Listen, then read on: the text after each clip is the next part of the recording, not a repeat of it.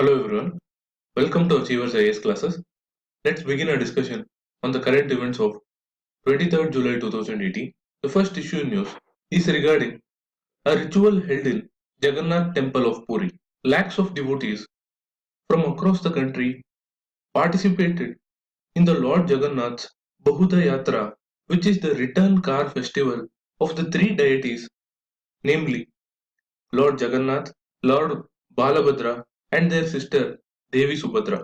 The ritual consists of taking these three deities to their birthplace and bringing them back on majestic wooden chariots. The deities were taken to their chariots in an elaborate ritual called Pahandi, which involves beating of gongs, cymbals, and blowing of conch shells. There are other ceremonies like Niladri Bijay, Suna Besha, etc., the details of which you can find in the current affairs notes posted on the website.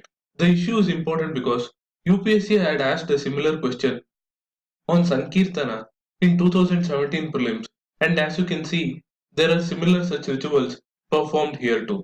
On that note, let's move on to the next issue, which is an editorial regarding the recently proposed amendments to the Right to Information Act.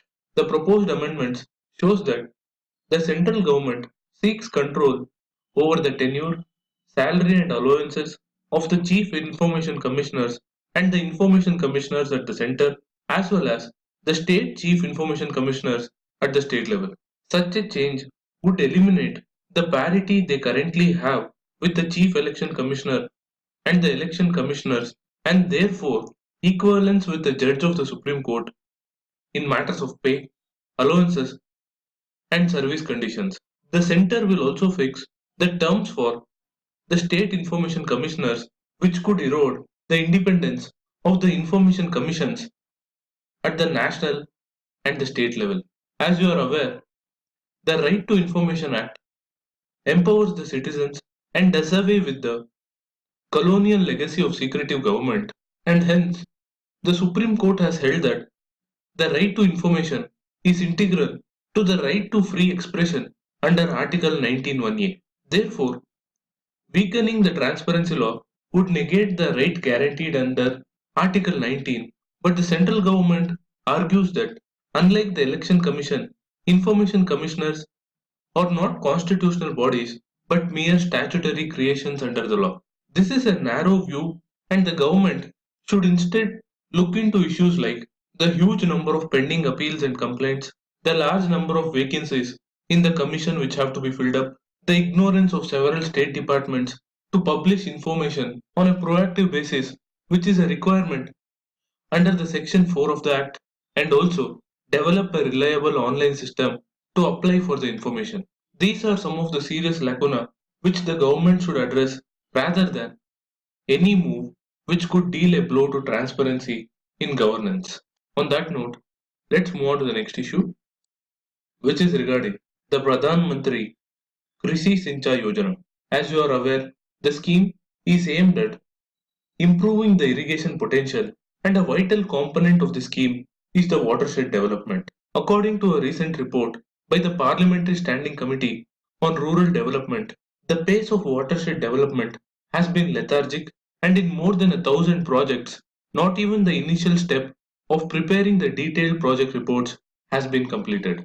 A watershed development project involves identification of a ridge and the construction of structures such as check dam, percolation dams, ponds and channels, and the projects typically take 4 to 7 years to complete as per the scheme's guidelines.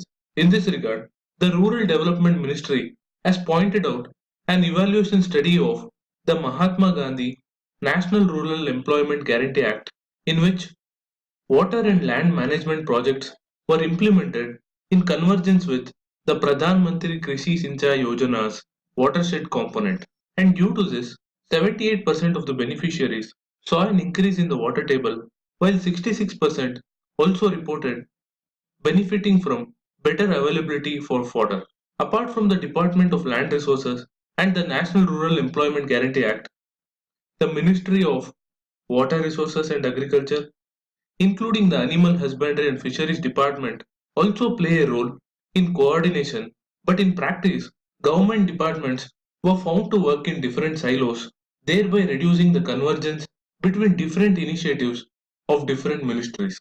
Further, where the physical structures were built, the governance structures were missing, for which the report emphasizes on empowering the local Panchayati Raj leadership and watershed user associations.